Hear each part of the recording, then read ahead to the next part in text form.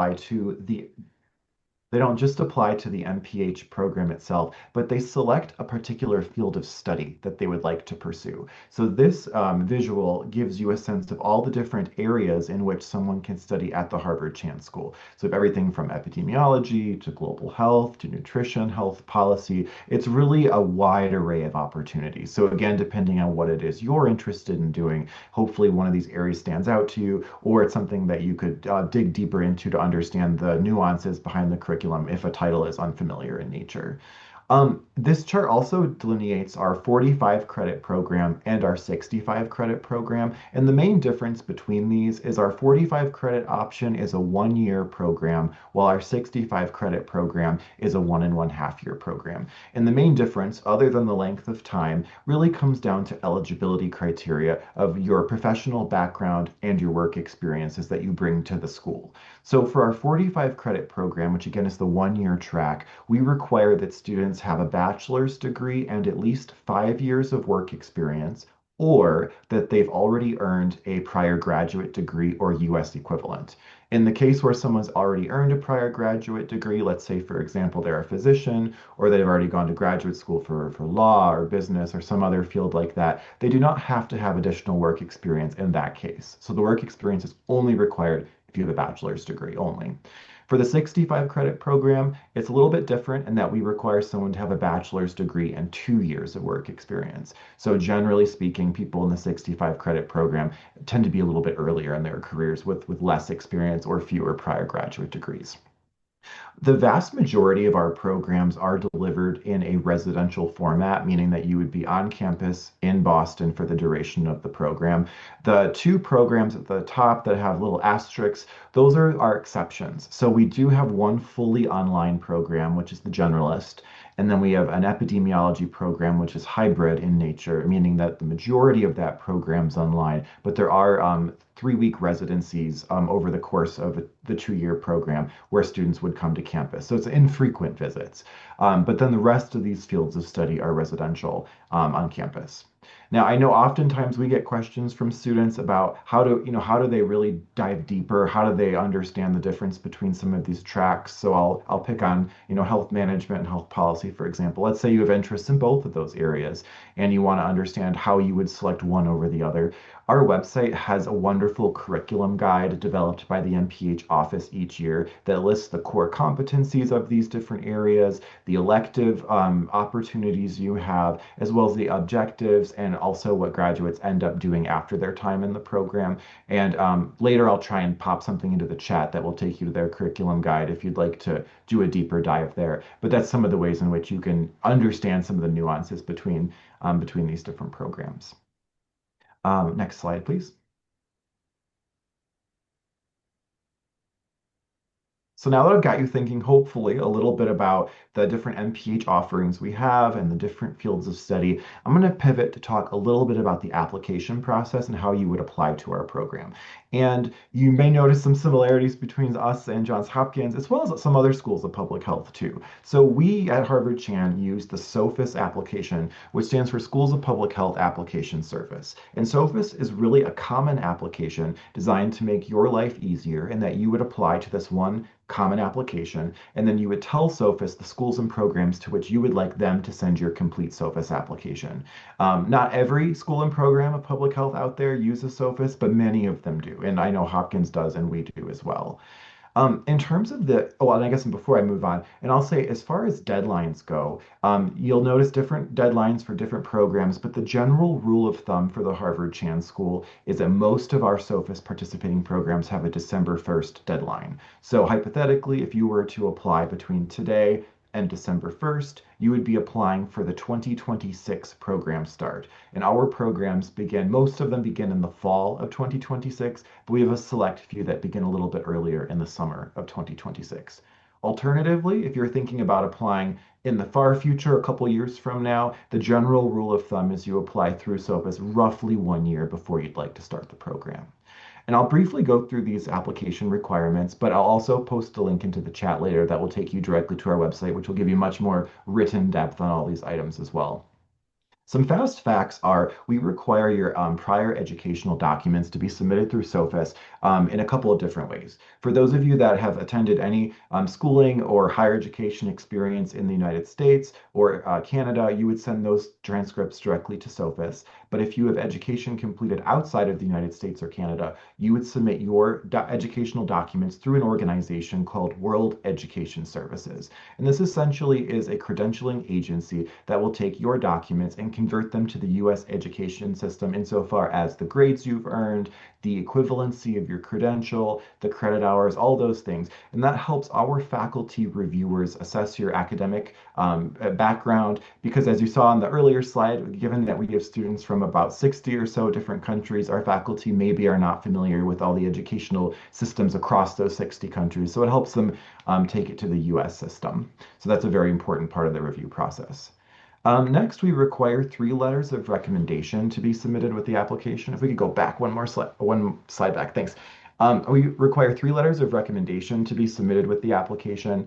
And these are really letters written by people that know you well. So ideally, it would be nice if one letter could come from someone who's instructed you in a course, maybe a prior professor, someone like that. And as well as it's nice to have a letter from someone who knows you from a professional or workplace setting too. So you think through, who are your mentors, who are the people that know you the best, can speak to your passion for public health, and really your ability to handle the rigors of a graduate curriculum. Next, we have the statement of purpose and objectives, which is essentially your admissions essay. The exact prompt for this is on our website, but in a high level, it's really your story about why you are looking to pursue a graduate degree at this time, the skills you're looking to gain from our program, and ultimately how the skills you gain from this program will help you reach your goals. Some people have very specific goals in mind of what they want to do with the degree in public health. Other people may have more broad ideas. They know general types of populations they want to work with, general, industries they want to work with. So whatever your motivations are, that's where you would articulate that. We also require a resume or CV to be submitted with your application. This may seem duplicative to some of the information that you enter in the SOFIS application, but this gives us a sense of the things you are the most proud of, the things you feel are the most relevant to your candidacy for public health programs at our institution, and gives us a sense of how you fill your time. Next, I'll talk a little bit about English language proficiency tests. So we do require an English language proficiency test if someone has otherwise not earned a degree that's instructed in English. So if that's applicable to you, you could select either from the TOEFL, the IELTS, or the Duolingo English test. And all 3 tests are a little bit different. We have more information about those on our website. But if you have any questions about that or whether you would be required to take it, I'm happy to, I'll put my email in the chat and we can always follow up later if you have specific questions about that. And last but not least for this slide, I like to mention the SOFIS application fee, not because application fees are fun, but just as a reminder that applying to graduate school is certainly an investment of your time as well as your financial resources. And just to make a budget for yourself when you're applying to graduate school, because all these different elements of the application can really add up. So while we at Harvard don't have an application fee, the SOFIS system does. But then similarly, the World Education Services, as applicable for those that would need to submit documents through a WES, there's a fee associated with that. If you have to take a standardized test, there's a fee associated with that. So I just like to be as transparent as possible that there are some costs associated with applying to grad school. So just be cognizant of that as you are preparing an application to any school or program. So with that, I will hand it over to my colleague, Michael, to talk a little bit more about financial aid. Thank you. Great. Thank you very much, Charlie. As Charlie said, my name is Michael Silvernail. I'm the Associate Director of Financial Aid here at the T.H. Chan School of Public Health. We are just going to talk very briefly about the financial aid process, but certainly you can always reach out to us if you need more specific guidance. But at a high level, there is funding available, but I will be quite upfront that funding is limited. Our resources are pretty limited, and therefore scholarship aid is sort of is something that we offer, but it's often not enough to cover students' full cost of attendance. But that being said, there is funding available. We have a financial aid process we'll talk about in a minute, a financial aid application that students can complete to be considered for scholarships from the T.H. Chan School of Public Health. And that will consider you for funding from the individual departments, from our central university funding. We also have what's called the Presidential Scholars Program. That's one of our few full tuition and fees awards. They're very limited, but there are a few awards that would cover full tuition and fees. But then something which is more specifically relevant or uniquely relevant to this population is under the Harvard-wide scholarships link. You'll see it's scholarships.harvard.edu. This is where there's information available that is for funding that is outside of the School of Public Health specifically, but is available to all students who are applying to Harvard programs. And one of which is the Lehman Scholarship, which is specifically for students from Brazil. It is a separate application process, and you need to make sure that you go to that website and understand what the deadlines are for applying, because it's going to be different, or it may at least be different from our specific deadline. So please do make a point of looking into that information sooner rather than later so you don't miss any important opportunities. Also on our website, there's information about external scholarship resources that we've identified over time. This is funding that either we, through our research, have identified as we think is relevant to our student population, or when students come into our program and are funded through various types of sources, we'll then add that list or that opportunity to our list, hopefully to provide a resource to our prospective students. Next slide, please. So I mentioned that there is a separate financial aid process that's separate from the application of admission. So what will happen is, once you've completed your application of admission, then in early December, you'll get an email from us with a link to allow you to complete the financial aid application. And the deadline to complete that is going to be January 8th. So it's very important to make sure you do complete that application. Unfortunately, every year we have a few students who contact us after the fact, after they've been admitted, saying they never applied for financial aid, they didn't think that they were going to be admitted, and therefore they didn't complete it, or any number of reasons why, unfortunately, they didn't complete that application. And we're in the unenviable position of unfortunately telling students that at that point it's too late. We have to have that application by January 8th if you want to receive consideration for scholarship aid. So please make sure you meet that deadline. And next slide, please. I think that might be it on our side. Well, here's just some links, some additional links where you can find some important information. So the first link is about our tuition and fees. Now, we haven't set the rates yet for 2026, 2027. So what you're going to see on there is what the rates are currently. But they're typically, tuition might go up between 3 to 4% a year. So you can use that as at least a starting guide. There's information about housing. There is some on-campus housing in the Longwood area, so there is housing opportunities. It's also possible for international students to borrow loans through the Harvard Credit Union for up to $30,000 a year. So we have a fair number of students who do supplement their other resources through student loan borrowing, though of course you need to be sure that whatever you borrow is appropriate for what you think your earning capacity is going to be. There's also a link we have which provides information about what you need to provide in financial documentation for your visa. So certainly it's a good idea to start familiarizing yourself with those costs, because they're going to differ both depending on the individual program that you're admitted to, but also if you're bringing dependents or not. So it's a good idea to get an idea of what that's going to be ahead of time. And then just lastly, as I said at the beginning, if you do have any questions that weren't addressed here, we are more than happy to try to answer them. And you can either email us, you can call us, though I think calling nowadays in the hybrid environment is probably not ideal. It's probably better to either schedule a meeting with us through Calendly, where it's a Zoom meeting, or to send us an email. And we are happy to try to address it. And I think that is my last slide. So thank you, Michael. Thank you, Charlie. That's all that precious, important information. At this point, I would like to invite Paul Wong, who is Executive Manager of the Johns Hopkins University Bloomberg School of Public Health program.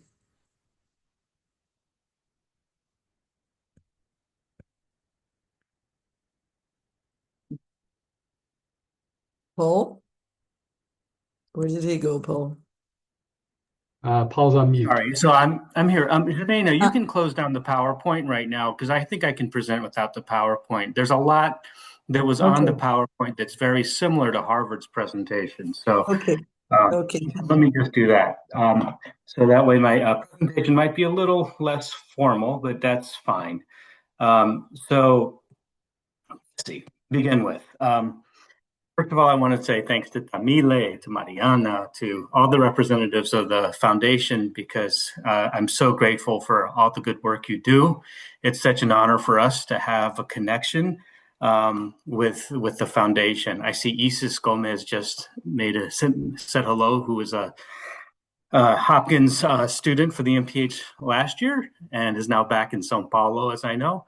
I'd say boa tarde. I was actually born in Brazil. Even though my parents are both Americans, I don't speak Portuguese very well, but I have a fluent stomach. My stomach understands brigadeiros really well and feijão. So I have a special place in my heart for Brazil and for Brazilian students.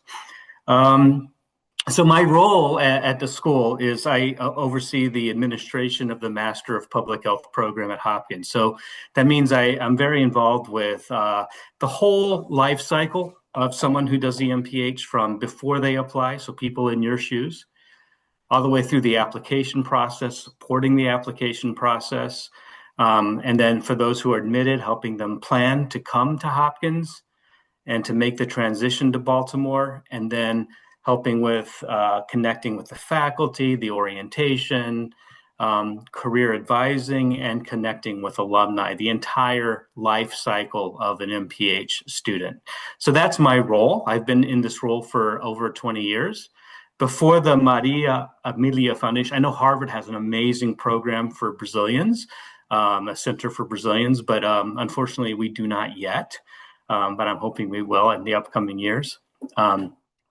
Before the Maria Emília Foundation developed this relationship with us, we had, I think, less than 20 students do the full-time MPH at Hopkins over the course of my first 20 years at Hopkins. And now, thanks to the partnership between Johns Hopkins and the foundation, we have had more than that. I think close to 20 students enrolled in the last 3 years. And so that's partially because Johns Hopkins collaborates with the foundation. Between the two schools, we've been able to provide full scholarships to the Brazilians who've been admitted and who've been selected by the foundation for the scholarship. So I'm really excited about that. It's a fantastic opportunity. Much of what was presented by my Harvard counterparts is very similar in terms of the application process and SOFAs and so forth. So honestly, I don't want to present too long, because I think the people who are either alumni of the MPH program at Hopkins, like Isis, or the people who are currently students, like Anna, who are in this chat or in this webinar, will have a lot to provide you, perhaps in English or Portuguese, and they'll be able to provide a lot during our question and answer portion of the session. Well, I'm going just to complement, just taking the chance to thank Ana, Carolina, Isis, Marlon, who I didn't see written here, but Renata Proa and Camila Veronica, who are here, who are former students or former scholarship awardees from Harvard and from Hopkins. That thank you for being here tonight.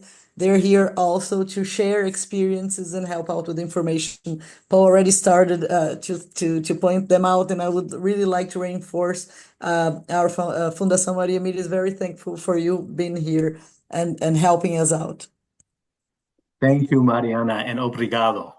I'm trying to think if there's anything really distinctively different to add to the presentations you've already heard. You know, Johns Hopkins and Harvard are the top schools of public health since rankings started in the US.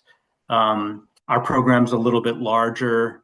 Baltimore is an interesting setting to live in. I think very different from Boston, but our campuses are very similar. Hopkins School of Public Health is located in our medical campus as well. So we're near the School of Medicine and the hospital, and we have a School of Nursing. We're all together in the center of Baltimore, a very urban setting. I would just try to maybe emphasize what's already been said.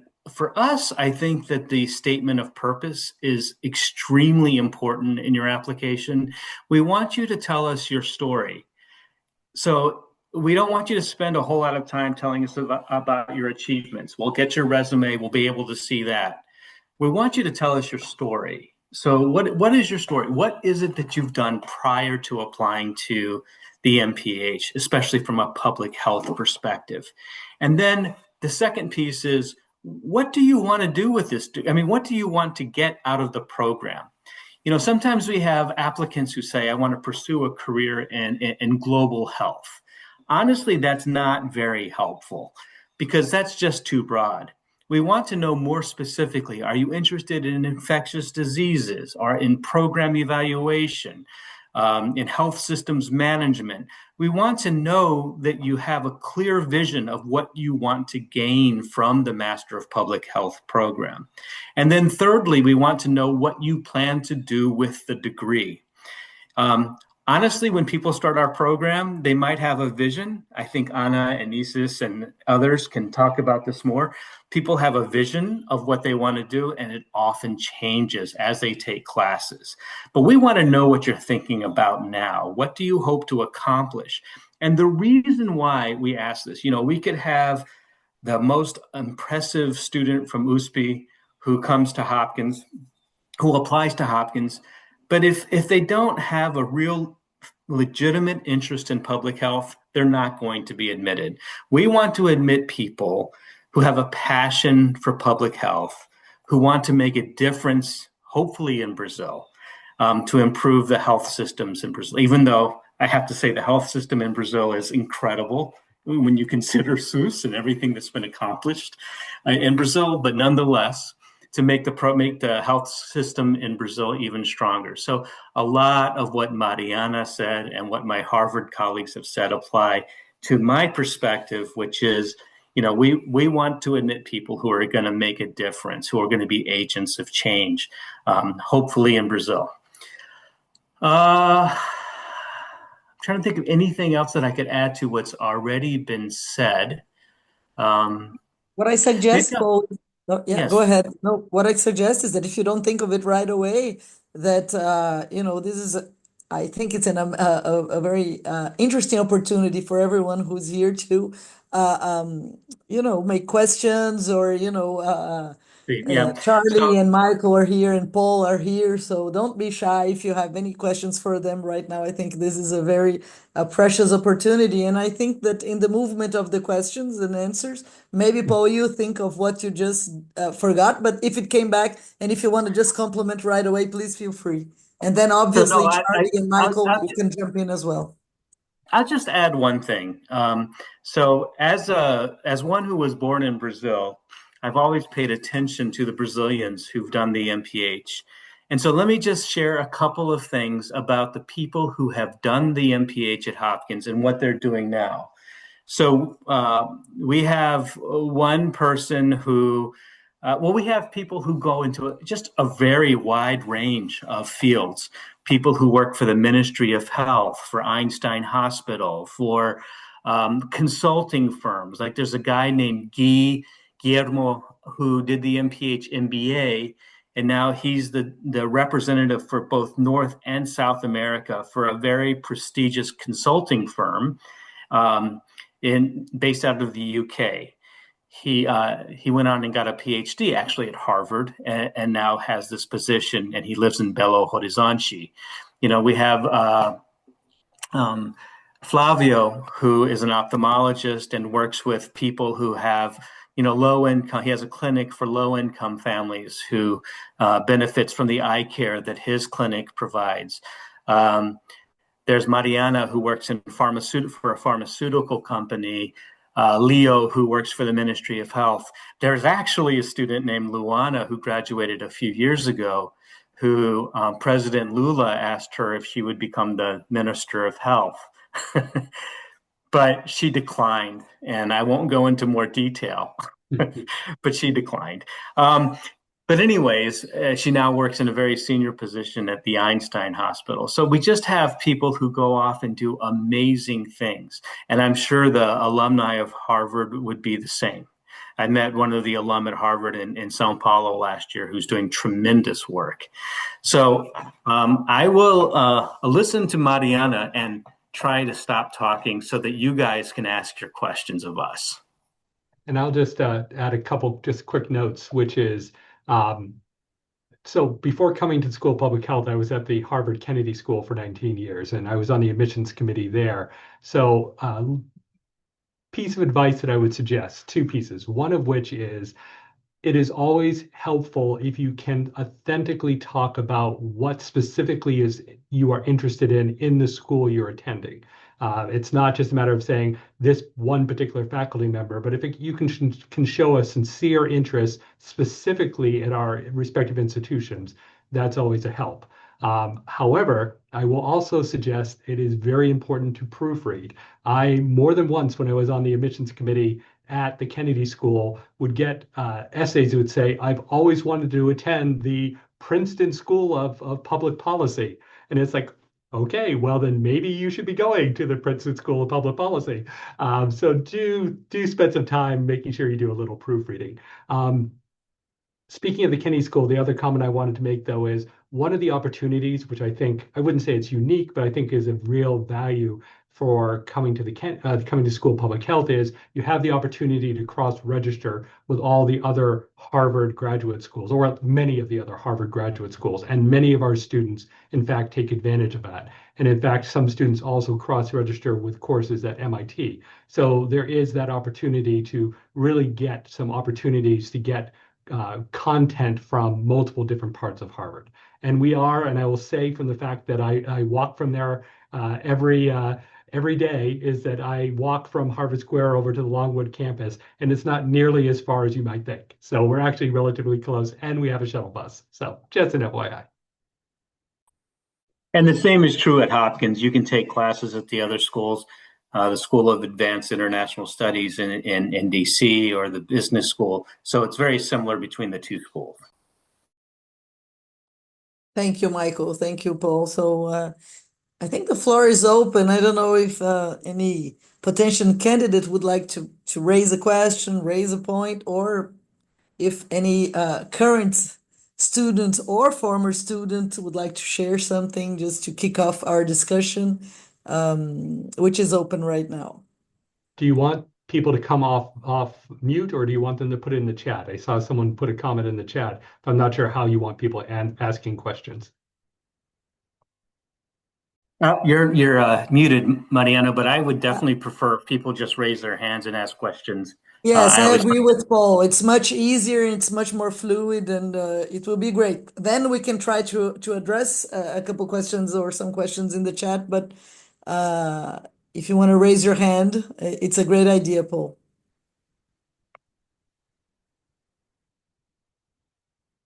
Hi, I don't know if you can hear me.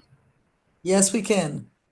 Yes, I have a question to Paul, and I would like to ask you if there is any modality of online masters that I could apply, because I intend to do my medical residency in Brazil in family medicine, where the SUS is the main area of practice. So I would like to do the residency while doing the masters.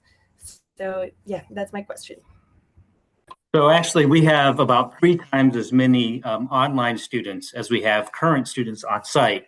We've been offering online courses since 1998, and they're incredibly good courses. The only problem is financial, because if you do the program online, I do not believe that the Maria Emília Foundation provides scholarships for an online student. And the same with Hopkins is we do not do that either. So on that, so it's going to be really difficult financially unless you're, I don't know, unless your financial situation is very, very happy. It's going to be hard to do that. And I'll have Mariana jump in if I'm not representing them correctly. But I can say also, and this may not really apply to you, is that people who enroll at Hopkins will be taking, they can take as many online courses as they wish while they're students here on site. And I'll jump in briefly. Okay, Oh, sorry, Rafael, I didn't mean to cut you off. I was going to say, I can jump in briefly, though, for Harvard, and I'll post a link in the chat as well. So similarly, we offer online programs. Most of our online programs are really catered towards people with other life commitments, whether it's work or residency or whatnot. Our only sort of condition is that students cannot be enrolled in another academic program at the same time as ours. But if they're doing a residency or working or something like that, that's really what our online programs are catered to.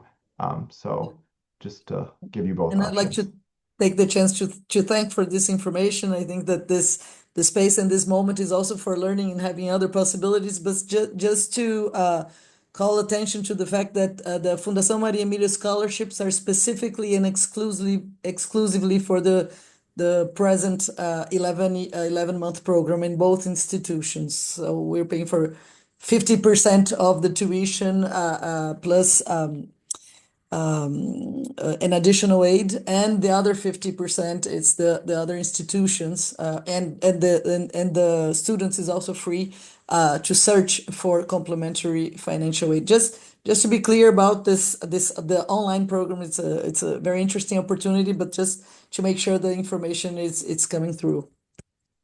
Can I just say thank you, Mariana? Before we answer questions, especially for Murillo, I think it would be fantastic if the current students or alum that are here could briefly introduce themselves, because in a lot of ways they know much more than any of us do, having navigated the process themselves. So whether it's Isis or Anna, if you could introduce yourself briefly, that would be fantastic. It's a great idea. I second that, Paul. Hello, Hi. everyone. Oh, sorry, Isis, go ahead. Okay, I'll start and you finish because you're on the current program. Okay. Hi, everyone. So I'm Isis. Very briefly, I have a background in public administration. Before going to the MPH, I had a 6-year experience. Like professional experience in implementing policies, especially in primary healthcare, alongside governments in Brazil at different levels. What changed for me, and I think this is a must, is that after the MPH, I was able to navigate research, which is what I do right now. And it opened up like the more evidence-based kind of like professional experience, right? So that's it. Marlon. Don't you want to say a little bit more about maybe your experience? I mean, I feel like you have so much to share. Like perhaps you could talk about briefly what it was like to be a student doing the MPH. Yes, sure. Okay. I just don't want to take much of the time. So it was an amazing experience to really, really. I think it's very different than pursuing a master's in Brazil, although I don't have one. I have many friends who have. The full-time commitment, the kind of like structure of classes really keeps you focused and keeps you like settled and like immersed in a variety of knowledge that I think the breadth is amazing, and it's truly career changing, life changing. Baltimore was a fantastic city, in my opinion, for Brazilians especially, because it's similar in many senses compared to Brazil, in terms of like disparities and interesting things. And it's also an opportunity to go to a very good university in a small, or at least smaller city than the big Brazilian ones. And the last but not least, the community at Hopkins was amazing, was super friendly, super international, and the Latin American experience is the Latin American group is like increasing, and it's super getting we're caught up with Harvard in terms of Brazilian presence, so we're gonna be there. And Paul invited us for a potluck, amazing potluck in his home, right? Yes, thank you, Juliana. I have to acknowledge Juliana is also a former student from last year's program. Thank you for being here as well. Yeah, so Anna, so I always like to have the Brazilian students over to my home to get together. But Anna, why don't you talk a little bit about your experience so far? I mean, you're relatively new, but you've clearly emerged as a leader in the class. Thank you very much, Paul, for this opportunity. Um, I would say that this experience here is awesome. It's, as Izzy said, life-changing. I've been actually, let me start from the beginning. I'm an ophthalmologist. I've been working with public health and community health for 10 years now, and being here to deeply improve my knowledge and to develop some tools to continue this working in Brazil was my main goal. And I'm truly, I really believe that this experience is incredible so far. Uh, Izzy said that the course is very well constructed. We had excellent teachers, but I would say as something that Paul insists in, and it's real, the networking part is very important. The opportunity to be here and to learn with other students from a lot of countries. I would say that mostly of our cohort is from international students. I think this is a great point of the program, and we are always in touch with them, and we have the opportunity to improve much more than the lectures by themselves. I think the universe of Hopkins allow us to develop some leadership strategies and all the other kind of tools that I'm certain that are important for public health managers and whatever area of public health that you want to be part after the program. So I'm happy to answer any of your questions about the actual situation and about the program. And I would like to say thank you to Paul because the environmental is also very welcoming. I think all Brazilians are very happy to be here and feel very comfortable with the program and with all the things that we are doing now. Okay, before we go on, I think there is two people that have raised their hands, if I'm not mistaken, Tony and Murilo. Just before that, a quick question on the chat poll that there is a question here in Portuguese and for Charlie, and if it's how much professional experience and if professional experience is required specifically for the program. So for Johns Hopkins, you have to have at least 2 years of post studies working full-time in health. It doesn't have, I know most of you might be physicians, but it can be in any area of health that you need to have at least 2 years of experience. And I'll pass it over to Charlie. Yeah, for our 1 year program, if you have a prior graduate degree or U.S. equivalent, so if you're a physician, for example, then you are eligible for our 1 year program. If you have the equivalent of a U.S. bachelor's, then we would be looking for 5 years of experience in addition to that. And similarly, we just say 5 years of paid full-time work experience, understanding that public health is very broad. I'm an advocate that you can tease public health just about out of any example that you could give me. I think as long as you really have that narrative of how your work has informed your interests in our program and you have the prescribed number of years, I think that's the main thing. But I will also put a link into our chat that takes you to our eligibility chart that will give you a little bit more depth on that as well. So I would like to invite either Murilo or Tony who had questions, and then I would like to invite Harvard students Camila and Renata who are here. And if you would like, it would be a good idea if you could share also a little bit of your experience. So Murilo is still there, or Tony? Yes. Hello, everyone. My name is Murilo. I'm a family physician from Florianópolis, Brazil. I've been working for SUS for around 5 years. I'm really excited to apply for the MPH for both schools. So thank you for the presentation. My question is, to what extent is the GRE score important in the MPH application process? I'll just jump in. At Johns Hopkins, we used to require the GRE, but now that after COVID, we stopped requiring that. but our program has a very quantitative nature. So we do want to see in your application materials that you have strong quantitative skills, but that can be shown in different ways other than a GRE. So, if you have taken, biostatistics or any kind of higher level math courses during your education, then we'll see that and count that as very important for us. You can take the GRE, but it's not required. So I'll pass it along again, I think, to Charlie. Yeah, thank you. Yeah, for our MPH programs, the GRE test is optional. And similarly, the way in which someone would elect to take the test is if they really wanted to further demonstrate their quantitative proficiency. So for us, if you've taken at least, a statistics class or a calculus class or some type of quantitative class, and you feel like that class outcome is reflective of your abilities, then there's probably not a reason to take the GRE. But again, we're happy to advise you on that based on your background. And if you have specific questions, you can always be in touch with us.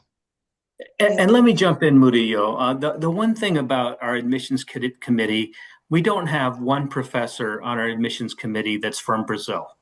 So they don't really understand that if you went to a medical school in Brazil that was the top, 5 medical schools in all of Brazil, they don't know that. So when you're applying, make sure you don't want to be boast, but you want to be able to communicate clearly, that you were in, the top percentile of people who took the national exam to get into whatever school, and that this particular school is very highly ranked. So you're going to be educating the faculty on our admissions committee when you apply. So, some things that any Brazilian would know without even thinking about it, our faculty may not know. So, so you want to demonstrate for both Harvard and Hopkins that you have strong quantitative skills. That's really an important piece to this, strong quantitative skills. So you can do that in part by communicating, sort of the kind of university you went to and what was required to be admitted to that university. Yes, before going to Tony's question and then Juliana, who have their hands raised, I would just like to address that there are some questions here wanting contacts of former students so they can speak further about the program. So if you have any trouble, you can always contact Fundação Maria Emília, and we'll make sure that if you're interested in talking to any former student or current student, we can try to put you in contact with that person. So no need to panic about contacts here tonight. We're always here to make the bridge. Tony, we can go to your question, then Juliana. Hello, my name is Tony Antonio. I'm Brazilian physician in São Paulo. Last year, I was looking for how to apply for international careers. Then I found Maria Emília. And since then, I was really intentional in how to do this application. But as the life goes, I received the notice that I will become father. And as an immigrant, I would like to plan my life as a provider and protector of my family. So my daughter is predicted to born in March, and I would like to know where can I know more about health insurance as a student. Because for that part, I didn't plan that much.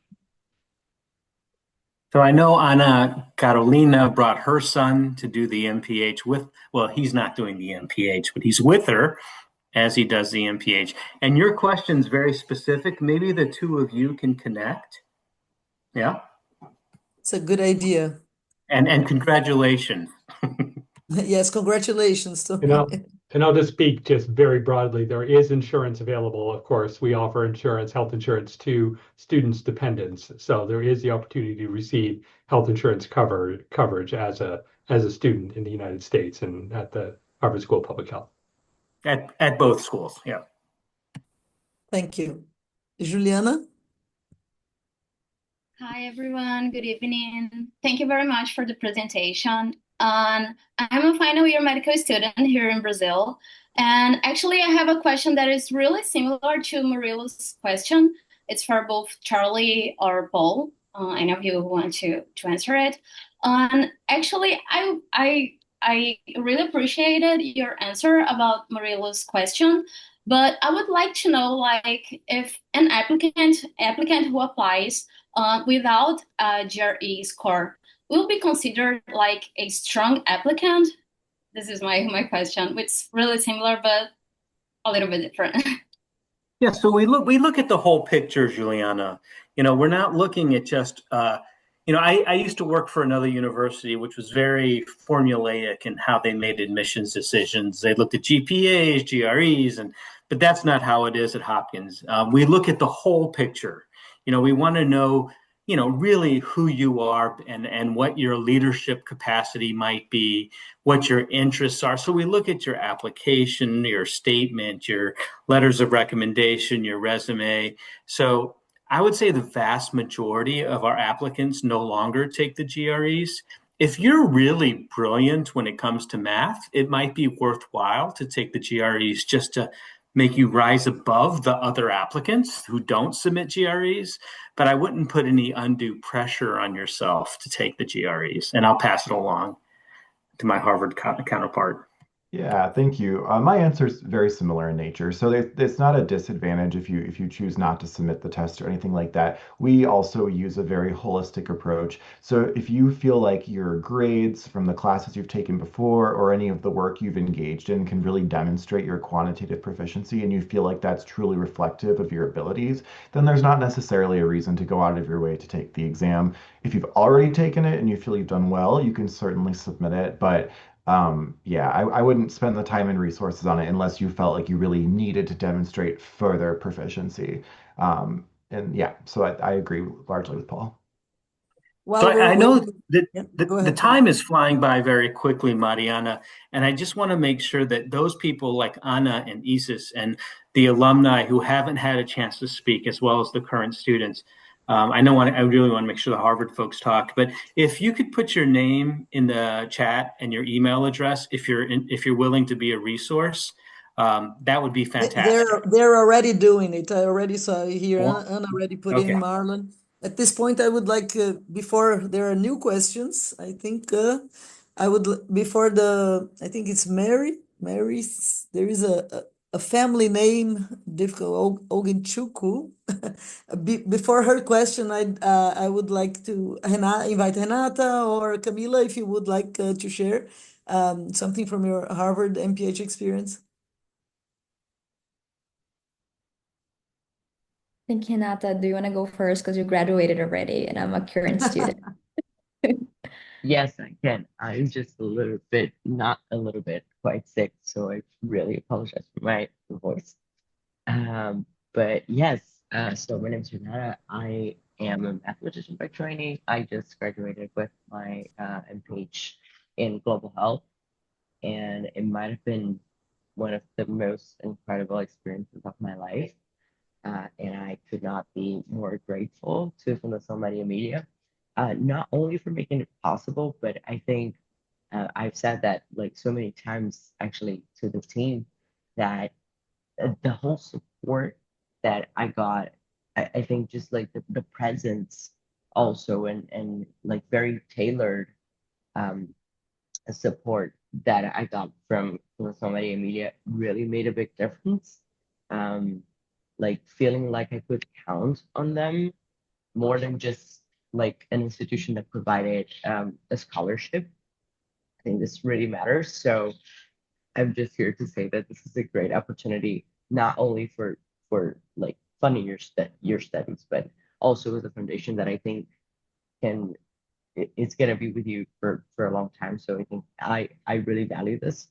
About my MPH, in general, also, I will say that I absolutely loved my department, even like I loved the program. I loved my department. I think the global health cohort is incredibly international and I think very diverse in many senses. So that was very good.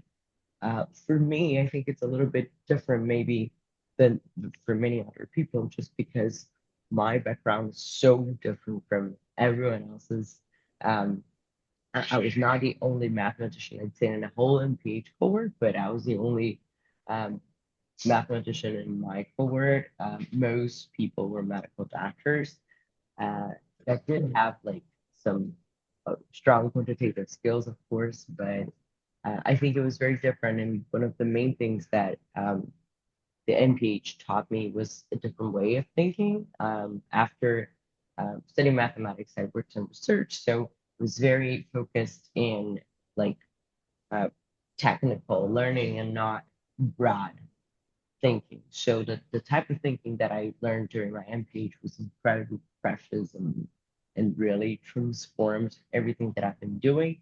And I think something that is maybe worth notice of my program, I'm not so sure about the others, but I think the general MPH at Harvard is very focused on leadership, which I think is very nice. So really gives you this sense of, it trains you to be a leader in public health, which I think matters a lot. So I'm not sure if that's the information that you guys were looking for, but I'm so open to answer any questions. And I'm gonna also leave my email here if anyone wants to chat. Like, I'd love to help. Thank you, Renata. Camila, would you like to jump in as a current student? What's been life like? Hello, everyone. Thank you so much, Fundação Maria Emília, for the invite. It's an honor to be here. I'm super excited because I'm currently doing my MPH right now, and I just came from class, so it makes everything more exciting to share. So my background is in medicine. I did medical school in Brazil, graduating in 2023, and I moved to Boston to be a research fellow and working in cardiology. I've been working a lot in preventive cardiology, cardiac imaging, and I think, I don't know if there's anyone here that knew me before, but my biggest passion is science and research. So I really wonder if I should do an MPH or a Master of Science, for an instance. And then I talked to my professor, Luis Correia, who did his MPH at Johns Hopkins. He was also my supervisor on my medical thesis when I was in medical school. And he was the first person to introduce me to the MPH. And I think something that maybe we all have in common is this obsession of, achieving higher impact. So that's why I'm so passionate with science, because as a medical doctor, I felt that science gave me the opportunity to expand my reaches and, reach out to more patients. And then when I talked to Professor Luis, he told me about the magic that is, changing patients' lives through policy making. Personally, I don't want to become a policy maker, and this was also something that he talked to me about, that there are so many different career paths in public health. And, you can be a policymaker, you can be a professor, you can implement these things in your clinical practice. And for me, that I love science so much, I feel like my biggest goal with the MPH is to apply the research questions to things that policymakers can use to change the reality in different health systems. And, I think the greatest advantage of doing a Master of Public Health in a big school like Hopkins and Harvard is the possibility and the connections that you make and the networking that you make, and everything that you're learning is so practical. Every day I carry like this notebook with me that I, write down research ideas and things that I can do. And, it's so accessible to reach out to a professor or alumni or a colleague and talk about these ideas. So this is really great. I'm doing my MPH in quantitative methods, and I've been really exploring a lot of data science and machine learning, things that I never had the possibility of doing when I was in medical school. I did biostats but like basic biostats and all of these things. But I think right now the opportunity to link the clinical knowledge and the research questions to more advanced stats and quantitative things are very like important to me. And I love the cross registration that you can do at Harvard. I just came back from the Kennedy School. I'm taking this machine learning class. And it's super focusing in policy, but not only health policy, but it's just like amazing how you can interact with other schools and other professionals. And I love to be around international people from all over the world. So I've been like having this opportunity to interact with people from East Asia, from Europe, for so many different backgrounds, and that teaches me a lot too.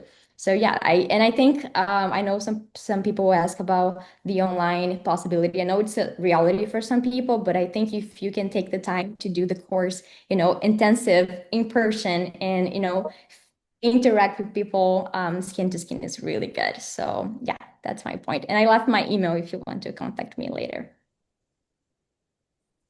Thank you, Camila. Thank you, Renata. There was a hand before, but I don't know if she left or if she's going to come back. What I would like to propose, we just concluded an hour of chatting, a little bit more of an hour. So our guests, I'm sure, have also their schedules and their agendas. I would like to propose that we stay, I don't know, maybe 10 minutes more for last questions, last sharing, and then we will wrap it up. I don't know if you think it's okay. Anybody else would like to share or Paul? No, I'm kidding. No, it's fine with me. I'm happy to stay. Mari, I think Murilo Feitosa has raised his hand. I didn't. Yeah, Murilo again. Yes, go ahead. Yeah. Since we have 5 more minutes, I have another question. Yeah. I would like to know if you recommend reaching out to faculty members whose research interests align to mine to start building mentorship or research connections before applying, or maybe that's I'm being too anxious and I need to wait for after I start the MPH or something like that. So from my perspective at Hopkins, I would wait. I would right now focus on, take the time to look in our faculty directory, and identify the faculty that you would like to connect with. You can always email me. There are some faculty from, or actually, some people who are very devoted, like we have a professor from Brazil who would be a great resource, and I'm happy to make introductions. But if you were to email a professor right now, it's unlikely they'll respond. Once you're admitted, then it's different. Once you've been accepted into the program or you're a student, then they tend to be very responsive, but they get so many emails. However, feel free to email me if you want, and I'm happy to make connections for you. I would also just mention that when you do become a student, there are certainly lots of students who end up working as research assistants, as teaching assistants. I mean, certainly take advantage of that opportunity. So if there's a faculty member that you really want to work with, that is one of the reasons you're coming to the school, you absolutely should take advantage to make the connections once you begin the program and see if there's ways you can collaborate. And that's absolutely encouraged. Yeah, and I'll jump in. I'll post our faculty directory into the chat in case anyone wants to look at that. But my answer is similar to Paul. I mean, I think that when you're thinking about learning about any of our schools or programs at large, it's important to gather as much information as possible. And so I always like to say you should talk to as many people as possible. So being here at an event's great because you get to hear from people who've done our program. You get to hear from some of the staff that work with different parts of the school. And faculty are certainly a piece of that as well. But, some faculty are very responsive, other faculty may not be responsive. So I always say if you do reach out to a faculty member and if you don't receive a response, not to take it too hard because, certain faculty may be more responsive than others. But ultimately, we just want to ensure that you have a clear understanding of what our different schools offer, what our programs offer, to make sure it's the place where you're going to thrive and really get the skills that you need to help you reach your goals. And so, part of that can include faculty, but I wouldn't encourage you to, specifically reach out unless that's something you just really feel compelled to do at this point. And just to add to that, Murillo, and to the rest of you who may be applying, if you email me, I'm happy to connect you with alumni. I think the MPH alumni at Hopkins are very interested in supporting fellow Brazilians. So like Anna, for instance, is an ophthalmologist, and she connected with Flavio, who's an ophthalmologist who did the MPH at Hopkins like 20 years ago. And I'm happy to make those kinds of connections now. So the faculty, you should probably wait, but if you want to connect with me, I can connect you with alumni from Brazil. And I think I would like to complement take a word that Paul just said go on to closing statements maybe, which is connections. And thank you, Paul, because we are here today because of a very important connection way back then. And Camila mentioned his name. Luis Correa was her teacher and who was a former scholarship holder of Fundação Maria Emília, that with his help, this partnership with Johns Hopkins was built. And then through Paul, we started building a collaboration with T.H. Chan School of Public Health via Professor Marcia Castro. So this is all connection after connection. And Fundação Maria Emília is very, very happy and proud and honored to have been having this close relationship and collaboration with these two institutions that are so remarkable in the health field, in many fields, but specifically in the health field, in the public health field. That's the area that Fundação Maria Emília has been supporting. So thank you very much to both of these institutions, and we do hope that we can go on with this collaboration for a lot of time, still a lot of time, and doing lots of good things and life-changing and with impact and with outcomes. So thank you very much. I couldn't thank you enough for being here tonight. Like Charlie said in the beginning, you chose this evening to stop and be here with us today. Thank you very much, and thank you for the former students. I don't know if anyone wants to say anything else to finalize out. If not, I will thank Janaína again for the technical support. And we hope to hear from you soon. Fundação Maria Emília is at your disposal for further information, for making this connection. See, this is a word that comes around every time. And I will see you soon, and happy to be here. Nice to meet you all. Thank you. Have a nice evening, everyone. Bye, everyone. Thank you very Bye-bye. much. Thank you, Paul. Thank you, Michael. Thank you, Charlie. Thank you. Ciao. Ciao, ciao.